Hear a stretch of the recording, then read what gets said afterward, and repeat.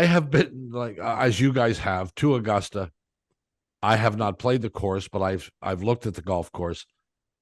Is this a is this a place where local knowledge is really probably more important than almost any other event on the tour? Lego, let's throw it to you Yeah. first.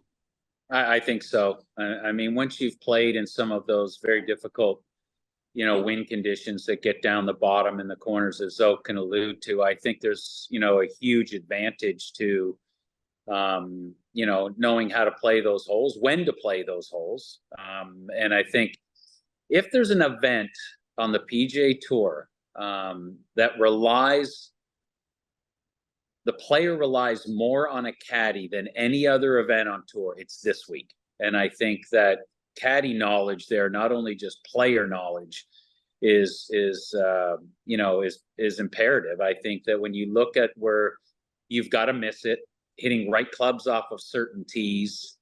I always allude to it. I tell people, if you don't think course knowledge comes into play, Sunday's pin placement on number 4 is always, nobody ever thinks of it because such early timing in the round, and often 13 and 15 come in play as it unfolds. But I want everyone to pay attention to what happens on the not the 4th hole, but the 3rd hole at Augusta, and what happens there during the tournament. It's a drivable par 4 where guys lay it up to, and the difficult pitch shot into that green, I'm telling you, it always comes into play.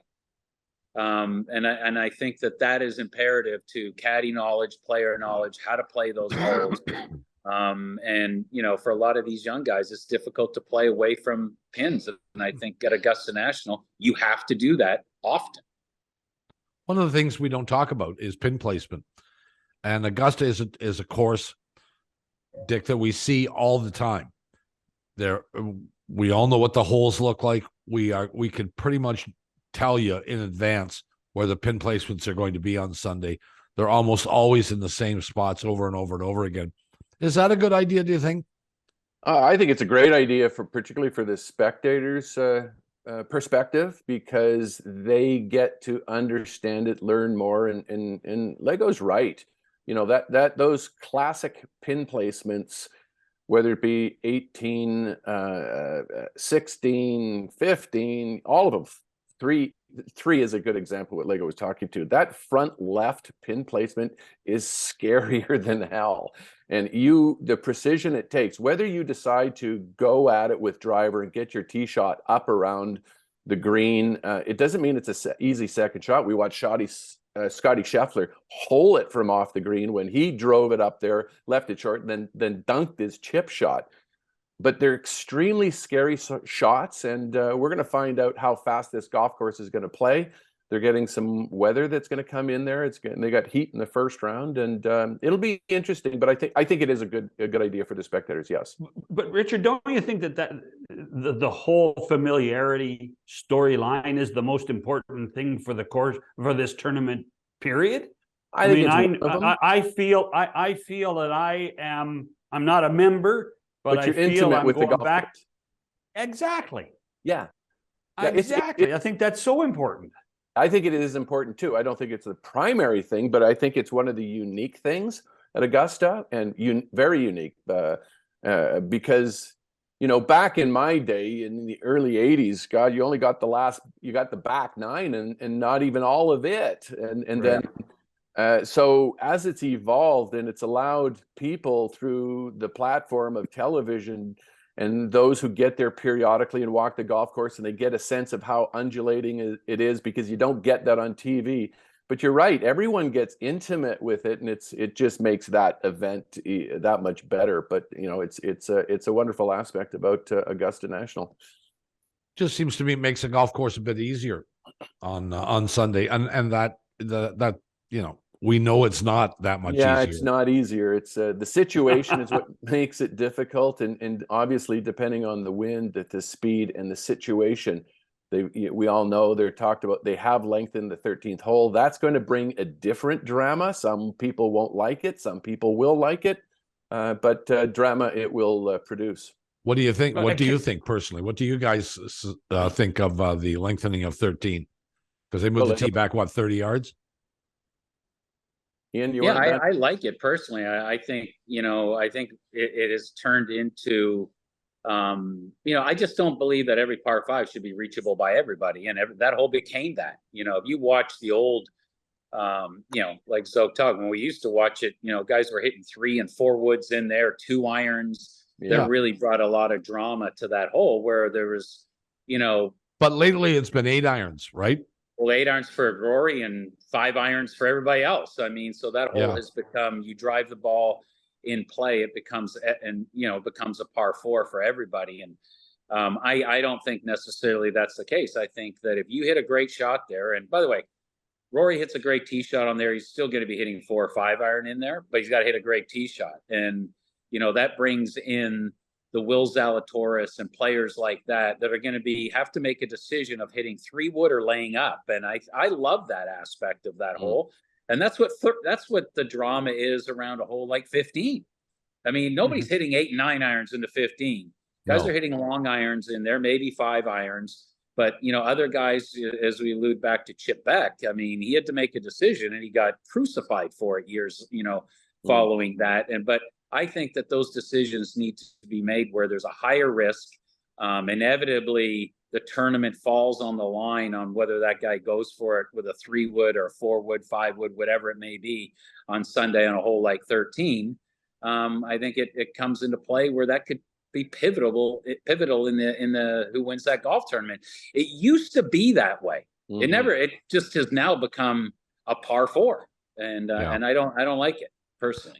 I agree with you 100%. The problem that you have is that I've watched a bit of coverage this week on the Golf Channel, and they've interviewed players about how they're going to play 13. Almost everybody has said, I'm going to lay up. That's okay. And hit a pitching wedge. You think that's okay? I got no problem with that. Yeah, I got no problem with that. And it depends. What's really going to matter is what they choose to take on from the tee. And Dustin Johnson was talking about that, obviously in a practice round, he turned that thing around the corner and had a short iron in. But will he have the courage to make that decision? Because it's a big risk now hitting that tee shot, and the reward is being given to the person who can stand in there and execute that shot. And if he's got extra power, he's going to be getting an advantage, and that's the way it should be. I remember the first time I played the 13th hole in a practice round in '93, and I hit a great tee shot, and I've got a 3 iron in my hand, and the ball is like 3 feet above my stance. Exactly. And I'm going, and I'm sitting there going, when I watched this my whole life, and I'm going, I can't believe how difficult this shot is. People can't perceive it. And I'm going, there's no bloody way I could stand in there with a 3 iron in my hand with this slope like this and raise creek to the right, and you're automatically going to pull it. I mean, it's just a big number. And if you can get it that distance around that corner and get a flat lie, then you deserve something. But you've got to create a tee shot that takes a tremendous amount of courage to do it. Over 72 holes, how many times would you hit a flat, other than off the tee, would you get a flat lie? Because that's the one thing we talk about every year. You is can't how get a hilly flat this lie. course is. You can't get a flat lie on 13. Are you talking about 13? Well, anywhere at Augusta. Well, on 13, you can't get a flat lie. Even if you knock it down there, it'll get more flat on the right, and the further down, closer you get to the green. Like in that third shot, and the third shot on 15, if you're not going for it, is the most scariest wedge or sand wedge shot you would ever imagine. You come up a little short, you're pulling it back into Rays Creek, and you just have such a small window to land that ball on 15. It is, people just have no idea how difficult that third shot on 15 is. I was just looking back, and I arbitrarily picked out 1964. So that was Palmer's 4th Masters.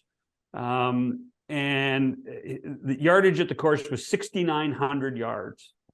And by the way, the purse was $129,000. But the yardage was 6,900.